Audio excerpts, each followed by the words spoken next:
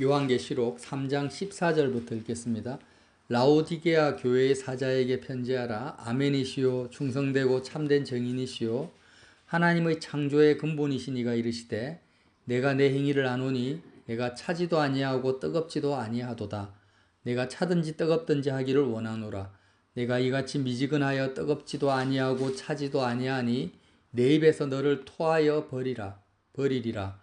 내가 말하기를 나는 부자라 부요하여 부족한 것이 없다 하나 내 공고한 것과 가련한 것과 가난한 것과 눈먼 것과 벌거벗은 것을 알지 못하는도다.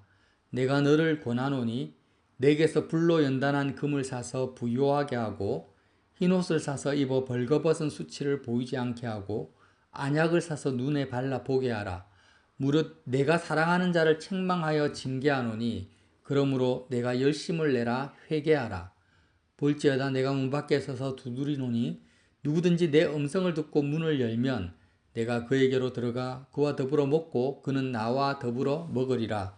이기는 그에게는 내가 내 보좌에 함께 앉게 하여 주기를 내가 이기고 아버지 보좌에 함께 앉은 것과 같이 하리라. 아멘. 여러분, 요한계시록에서 가장 반복되는 말 중에 하나가 이기는 자에 대해서 나옵니다. 그래서 아시아 7교회에 보낸 편지 이 내용을 보면은요, 모든 교회에게 예수님이 이기는 자에게 내가 이렇게 해주리라는 말씀을 한 번도 빠지지 않고 하시거든요. 예를 들면 에베소 교회에 뭐라고 합니까? 이기는 그에게는 내가 하나님의 낙원에 있는 생명나무의 열매를 주어 먹게 하리라. 서머나 교회에는 이기는 자는 둘째 사망의 해를 받지 아니하리라. 버가모 교회에는 이기는 그에게는 내가 감추었던 만나를 주고 흰돌을 줄 터인데 이기는 자와 끝까지 내 일을 지키는 그에게는 만국을 다스리는 권세를 주리니 내가 또 그에게 새벽별을 주리라. 사대교회 뭐라고 합니까? 이기는 자는 이와 같이 흰옷을 입을 것이요 내가 그 이름을 생명책에서 결코 지우지 아니하리라. 빌라델비아 교회는 이기는 자는 내 하나님의 성전의 기둥이 되게 하리라. 이렇게 하십니다. 그러니까 사실 계시록은요, 저와 여러분이 이기는 자가 되게 하시기 위해서 주신 책이라 해도 과언이 아닙니다. 그러면 의문이 이제 생기죠. 도대체 이긴다라는 것은 무엇인가? 싸운다라는 거죠. 싸움에서 이긴다라는 거. 무엇과 싸우냐? 여러분, 무엇과 싸우는 것입니까? 세상과 싸우는 거겠죠. 예, 세상과 싸우는 것입니다. 육체의 힘으로 싸우는 것이 아니고 우리의 영과 마음이 세상과 싸워 이기는 자에게는 예수님께서 이런 어마어마한 약속을 하신 거예요.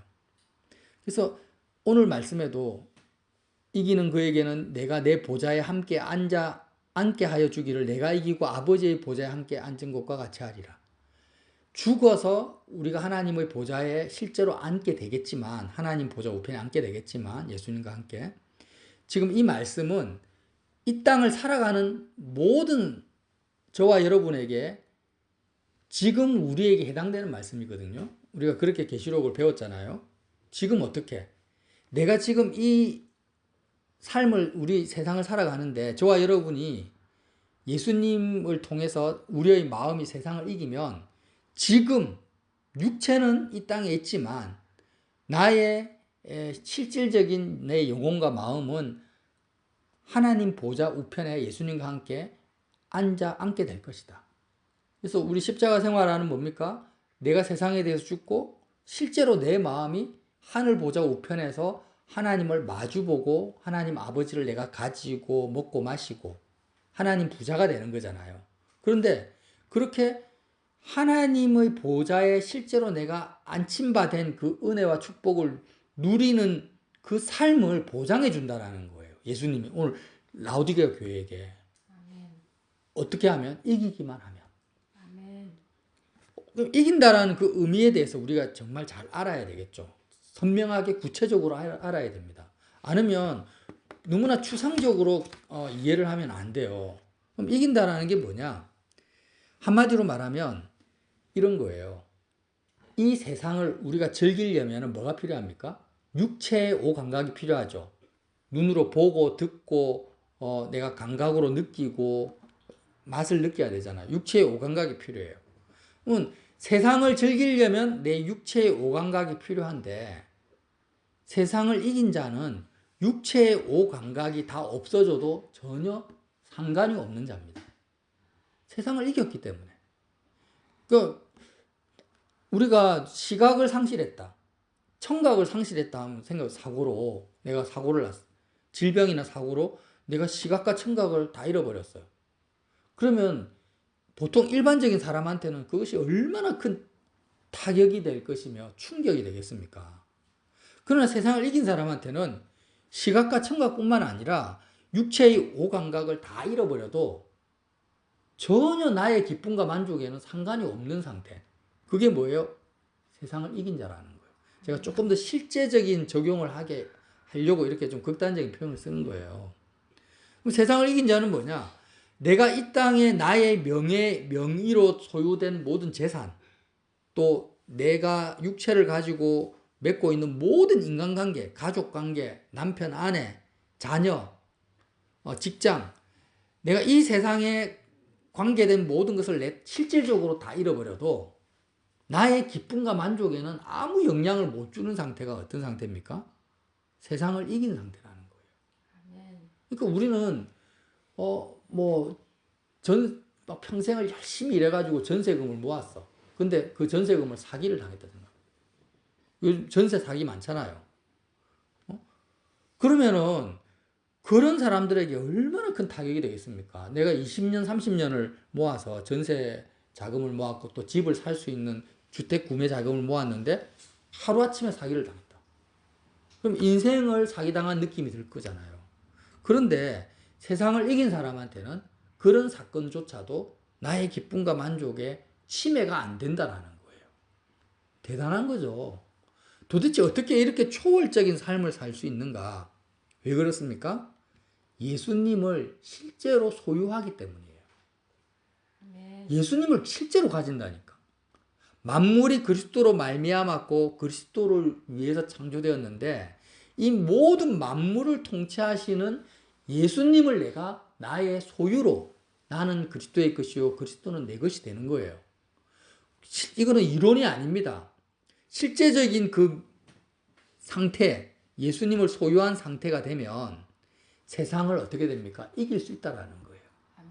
그러니까 예수님을 못 가진 상태에서는 죽었다 깨어나도 세상을 이길 수가 없어요. 그러나 예수님의 그 가치, 예수님의 그 어마어마한 실질적인 능력과 권세와 영광에 내가 참여하게 되면 저절로 세상을 이기게 된다라는 것이 지금 계시록 말씀이죠. 자, 그러면 이제 우리가 욥을 봅시다. 욥. 구약 성경의 욥 알죠? 욥을 보면은 모든 것을 다 가진 사람인데 하루아침에 재산과 자녀와 건강을 다 잃어버립니다. 아내도 남편을 저주하고 떠나버립니다. 친구들조차도 욥을 판단하고 비판하고 비방합니다. 그러니까 욥은 이 세상의 모든 것을 하루아침에 다 잃어버렸어요. 근데 그렇게 잃어버렸는데 욥이 결국 뭐라고 고백합니까? 이전에는 하나님을 귀로 듣기만 했는데 이제 자기 눈으로 본다고 해요. 그 말이 무슨 말이에요? 내가 세상을 다 잃어버렸는데 보이지 않는 하나님을 내가 소유하게 됐다라는 거예요. 실제로 내가 누리게 됐다라는 거죠. 이게 뭐예요? 세상을 이긴 상태라는 거죠. 그러면 왜 하나님께서는 욥에게 그러한 환난과 고난을 주셨을까요? 실제적으로 세상을 다 잃어버리게 하셨을까요? 세상을 이기게 하시려는 거예요. 우리는 아주 편협된 시각으로 세상 집착형 시각으로 보니까 와, 욥이 정말 안 됐다. 어떻게 저런 고난을 하나님 줄 수가 있지? 하나님도 너무하시다. 이렇게 생각을 하지만 하나님의 관점에서는 어찌하든지 간에 내 사랑하는 아들 욥이 세상을 이기고 영원한 것을 소유하게끔 욥에게 역사하신 거예요. 마귀를 통로 삼아서, 마귀를 도구 삼아서. 그래서 저와 여러분이 이제는 우리가 욥과 같은 실질적인 어떤 눈에 보이는 환난과 고통이 없다 할지라도 욥이 경험했던 하나님, 욥이 가졌던 그 하나님 아버지를 저와 여러분이 예수 그리스도를 통해서 가져야 됩니다. 실제로 소유를 해야 돼요. 그렇게 하려면 어떻게 해야 되냐? 세상을 이겨야 되는데, 다른 말로 하면은 세상을 다 팔아버려야 돼요. 예수님이 그러지 않습니까? 진주를 발견하면 자기 소유를 다 팔아서 그 진주를 산다고. 그러면 세상, 내가 가지고 있는 세상을 내 마음에서 다 팔아버려야만이 얻을 수 있는 분이 누굽니까? 바로 예수님이고 하나님 아버지인 거예요. 이걸 꼭 기억하세요. 다시 한번 말합니다. 여러분 여기 집중하세요. 예수님과 하나님 아버지는 너무나 소중하고 어떤 가치로도 대신할 수 없는 분이기 때문에 저와 여러분이 실제로 예수님을 만나고 구원을 받고 이 땅을 살면서 하나님과 동행하려면 내가 가지고 있는 세상의 모든 것을 다 마음에서 팔아버려야 돼요. 욥처럼. 내가 가지고 있는 모든 소유를 다 팔지 않으면 얻을 수 없는 분이 누굽니까? 예수님이고 하나님 아버지예요. 오늘 그 라오디게아 교회에서 내가 문 밖에서 두드리는 누구든지 내 음성을 듣고 문을 열면 내가 그에게로 들어가겠다는 말씀은 라오디게아 교회 성도들이 전부 다 예수님을 문 밖에 세워두고 있다는 거예요. 입으로는 내 하나님 믿습니다. 나는 하나님 자녀입니다. 구원받았습니다.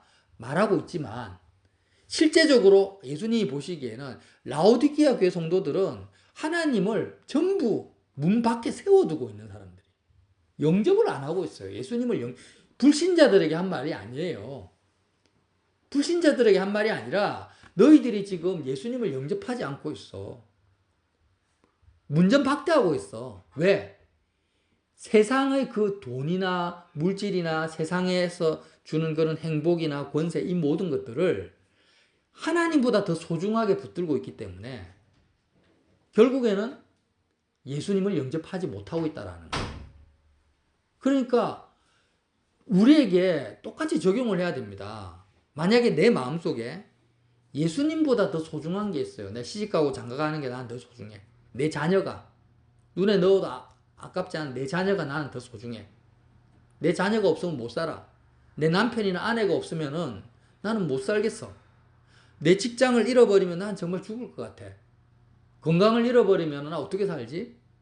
이렇게 생각을 하고 있다면 나는 뭐 어떡하고 예수님을 영접을 안 한 상태라는 거예요. 라오디게아 교회 성도처럼.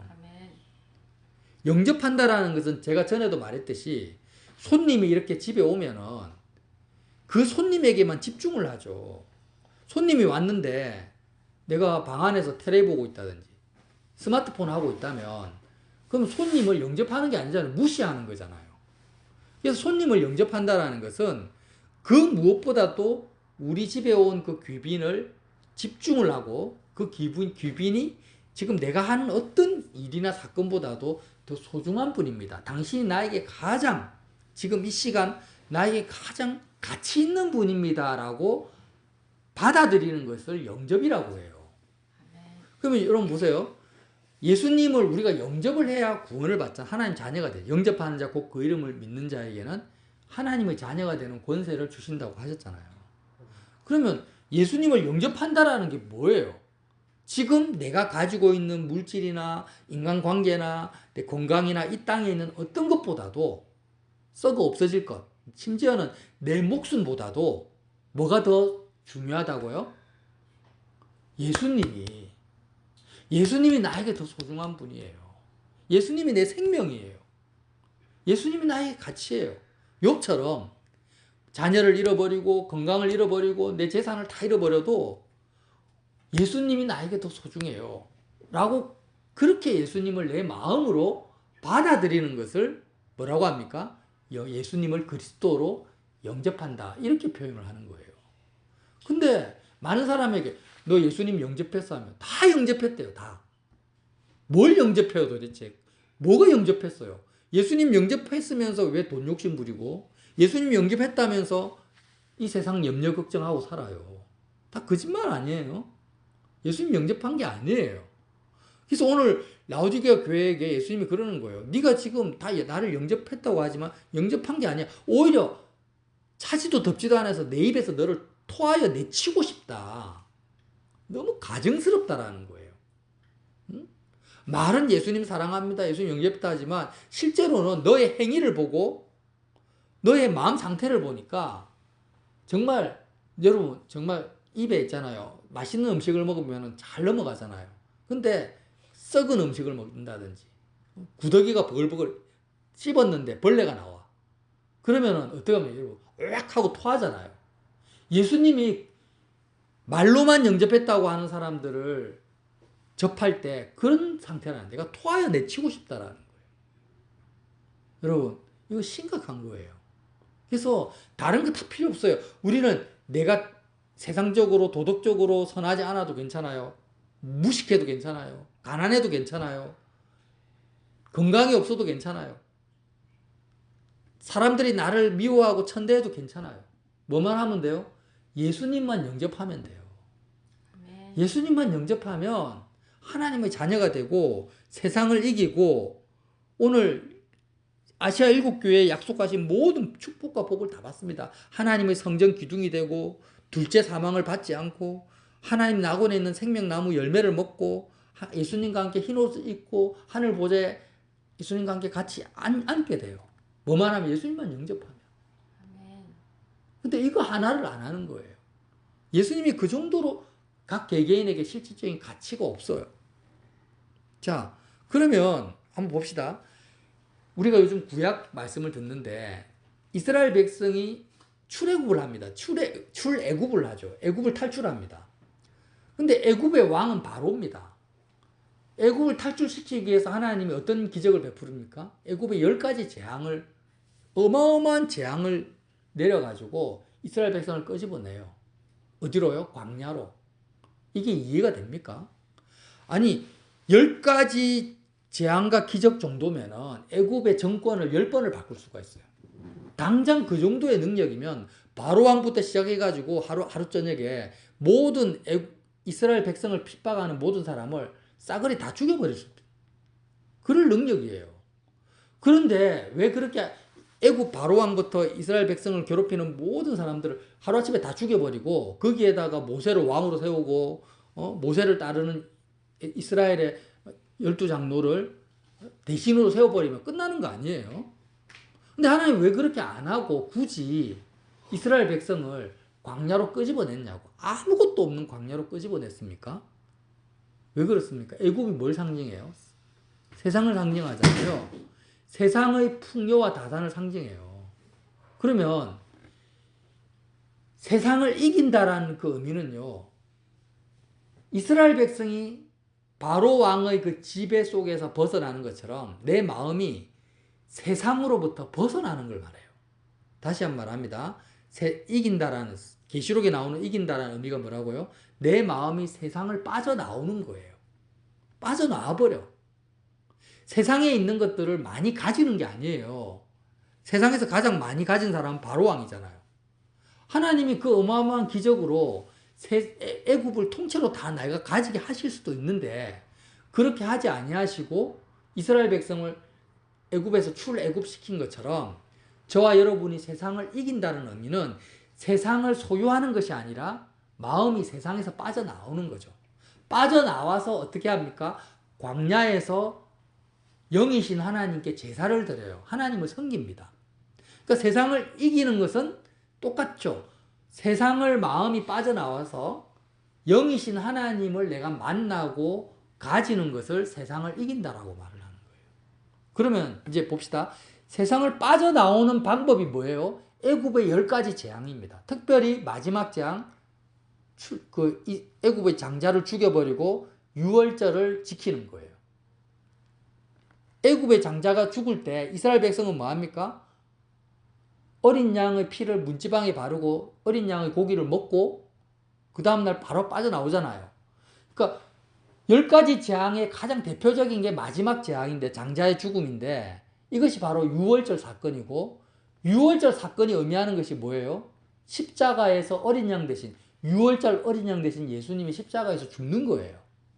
그러니까 결국에는 유월절 어린 양이신 예수님이 십자가에서 죽은 그 사건을 내가 먹고 마심으로 나도 예수님과 함께 세상에 대해서 죽었다 라는 고백을 통해서 저와 여러분의 마음이 세상을 빠져나오는 거예요. 이게 뭐예요? 세상을 이기는 거예요. 이 세상을 빠져나와서 어떻게 하라는 거예요? 아무것도 없는 광야로 가는 거죠. 광야로 가면 이제 거기서 하나님을 만나는 거예요. 성막제사를 통해서. 그래서 저와 여러분이 자 보세요. 이제 말씀을 정리할게요. 세상에서 많은 것들을 가질 수가 있어요. 우리가 상대적으로 더 많이 가진 사람도 있고 덜 가진 사람도 있죠. 많은 것을 가질 수 있지만 내가 아무리 노력하고 애를 써도 세상에서 내가 아무리 많이 가졌다 할지라도 그 가진 것은 결국에는 다 잃어버리게 돼 있어요. 단지 시간 차이, 시간차.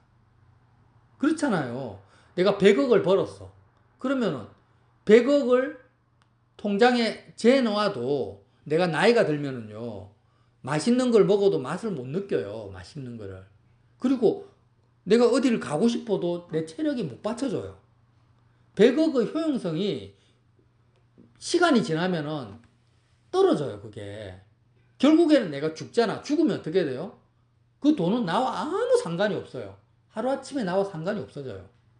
그리고 보세요. 내가 아주 멋진 남자나 여자하고 결혼을 했어. 결혼할 때는 되게 좋겠지만 나이가 들면은 그 사람도 그렇고 나도 그렇고 육체의 외모는 다 없어져요. 할머니 할아버지 돼요. 그럼 매력도 없어지겠죠. 그죠? 네, 인간적인 걸 말합니다. 그리고 결국에는 내가 먼저 죽든 상대방이 먼저 죽든 사랑하는 사람은 나를 떠나게 돼 있어요. 부모도 나를 떠나고. 결국에는 내가 이 땅에서 맺었던 모든 인간관계도 어떤 사람은 정말 많은 관계를 맺는 사람이 있고 어떤 사람은 정말 외롭게 사는 사람이 있겠죠. 하지만 두 사람 다 결국에는 인간관계를 다 잃어버리는 것은 마찬가지라는 거예요. 어떤 사람은 가난한 사람이 있고 어떤 사람은 부유한 사람이 있지만 결국에는 그 돈도 물질도 다 소용이 없는 것은 마찬가지라는 거예요. 아멘. 결국엔 시간 차이일 뿐이지 이 시간이라는 것은 진짜 잠시 잠깐이거든요. 결국 아무 소용이 없어요. 이 세상 것들은. 죽음 앞에서 다 물거품이에요. 그럼 결국엔 남는 것이 뭐냐? 영원하신 하나님과 하나님 나라밖에 남지가 않아요. 아멘. 근데 그 하나님과 하나님의 나라는 죽어서 가는 곳이 아니고 이 땅을 살아가면서 조금씩 확대되어지고 내가 실제로 누릴 수 있는 거예요. 경제적 자유를 위해서 사람들이 열심히 살지만 경제를 포함한 세상에서 자유하시라는 거지, 제 말은. 예수 그리스도를 내가 가장 최고의 가치로 마음에 영접을 하면 그 사람은 어떤 자유를 누립니까? 세상에 대해서 완전히 자유하게 된다는 거예요. 앞에서 말했죠. 육체의 오감각을 다 상실해도 욕과 같이 내 모든 것을 다 잃어버려도 그가 느끼는 실질적인 기쁨과 만족과 행복에 타격을 안 받을 수 있는 완전한 자유를 예수님이 약속하고 있다는 것입니다. 이게 뭐예요? 세상을 이긴 자라는 거예요. 아멘. 예수님은 왜 이 땅에 오셨습니까? 저와 여러분을 하여금 세상을 이기게 하시려고 오신 거예요. 그러니까 우리는요, 목표를 크게 가져야 돼. 세상 사람들은 내가 좀 더 많이 가지고 많이 누려가지고 열심히 노력해서 무엇을 얻으려고 하지만 저와 여러분은요, 금수저예요. 금수저. 진짜 영원한 금수저예요. 하나님의 자녀가 되기만 해보세요. 하나님의 자녀가 되면은요, 세상을 이겨버린다니까? 그 어떤 것에 영향을 안 받게 돼요. 그 믿음이 하루아침에 자라진 않겠지만 실제로 그런 방향으로 나아가요. 여러분, 삼성이나 LG 같은 재벌 2세들이 어떤 직장 문제 때문에 고민을 하겠습니까? 경제적 문제 때문에 그런 거 고민 안 해요. 고민할 필요가 없어요. 왜? 금수저니까. 그러면 우리가 하나님의 자녀가 되면은, 영원하신 하나님의 자녀가 되면 도대체 어떤 삶을 우리가 실제로 살아야 됩니까? 세상과 전혀 상관이 없는 거예요. 근데 왜 못 삽니까? 예수님을 영접하지 않아서. 그거 하나예요. 어려운 거 아니에요. 그냥 내가 지금 예수님의 가치를요, 정말 똥값으로 한다니까? 제가 어저께 그런 일이 있었어요. 이제 쓰레기를 이렇게 종량제 봉투에다 담아가지고 아파트 가면은 쓰레기 이렇게 버리는 데가 있잖아요. 거기에 버려요. 근데 쓰레기를 버렸어. 근데 집에 와가지고 보니까 시장을 갔다가 마트에 가서 여러 가지 물건을, 필요한 물건을 막 샀어요. 많이 사가지고 이제 그 다음에 쓰레기장 가서 쓰레기 버리고 왔는데 마트에서 장 본 게 하나도 없는 거예요. 알고 보니까 마트에서 장을 보고 종량제 봉투에다가 넣은 거예요. 넣고 쓰레기 담은 종량제 봉투하고 마트에 장 본 종량제 봉투를 쓰레기인 줄 알고 다 같이 버린 거예요. 그래서 오니까 당연히 없지. 아차 싶어가지고 제가 다시 가서 그 쓰레기 봉투가 아니라 마트에서 장 본 종량제 봉투 가지고, 그걸 경험하면서 제가 어떤 생각을 했냐면, 아, 내가 예수님의 가치를 이렇게 쓰레기 버리듯이 버리는 경우가 많구나. 응? 정말 이 세상 것들은 진짜 쓰레기거든요. 하나님 보시기에 쓰레기예요. 근데 예수님을 그 정도로 생각하는 거야. 예수님이 돈보다 못해요? 예수님이 인간관계보다 못해요? 예수님이 내 건강보다 못해요? 아니잖아. 그런데 예수님이 내 건강보다 못하고 돈보다 못하고 실질적인 인간관계보다 못하게 내가 여길 때가 얼마나 많냐라는 거예요. 그게 뭐와 같아요? 정말 당장 먹어야 될 귀한 그 물건을 쓰레기통에 버리는 거하고 똑같다라는 거예요. 실물 계시를 주시더라고요. 그러니까 우리가 이것을 알아야 돼요. 정말 내가 쓰레기를 팔아서 예수님을 사라는 건데, 하나님의 말씀은 오히려 쓰레기를 사기 위해서 예수님을 팔아요. 그게 라오디게아 교회 성도들이 하는 짓거리예요. 근데 이런 짓거리를 누구도 한다? 우리도 하는 거예요. 그래서 그럴 때마다 어떻게 하라는 거예요? 애굽의 10가지 재앙을 하나님이 내려주셔야 돼. 특별히 유월절 사건을. 그래서 정말 하나님, 나는 예수님을 영접하지 못하고 있네요. 영접했지만 지금 내 마음의 상태는 예수님을 영접한 게 아니네요, 주님.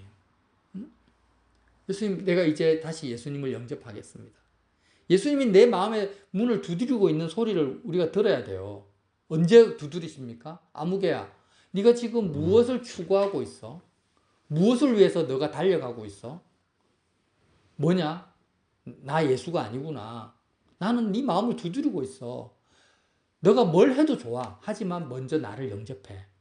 나를 영접해서 하나님의 자녀가 돼. 그리고 나를 영접해서 세상을 이겨. 그러면 네가 노력하고 애쓰지 않아도 어마어마한 선물이 너를 기다리고 있단 말이야. 그 말씀이 계시록 3장 말씀이에요. 그래서 저와 여러분이 정말 다른 거 아무것도 염려하지 마시고, 내가 가장 보배로우신 분, 공짜로 얻을 수 있어요. 세상에 공짜가 어디 있어요, 세상에. 근데 예수님은 공짜예요. 왜 공짜입니까? 아니, 뭐 공짜라고 해. 세상을 다 팔아라며. 근데 세상은 다 썩어질 것들이잖아. 여러분, 쓰레기 버리려면 돈 주고 버리잖아요. 예수님은 돈 안 받아도 돼. 그냥 나한테 버려. 그러는 거야. 그래서 공짜인 거야. 이해가 되십니까? 세상에 있는 것들을 정말 쓰레기처럼 여기면 그게 공짜로 느껴지고, 정말 세상에 있는 걸 보화로 여기면 너무 대가가 큰 것처럼 여겨지는 거예요. 그래서 저와 여러분이 정말 어떻게 하라고요? 세상에 대해서 죽은 자, 세상을 이긴 자, 예수님을 마음의 유일한 가치로 영접한 자 되시기를 예수님 이름으로 빌어드립니다. 잠시 기도하겠습니다.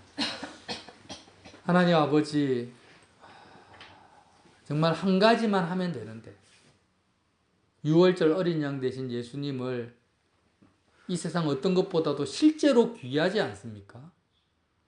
하늘 보자 버리고 자신의 생명까지 아끼지 아니하고 내어주신 예수님이, 예수님보다 귀한 존재가 어디 있으며 그리스도보다 더 가치 있는 사람이 어디에 있습니까?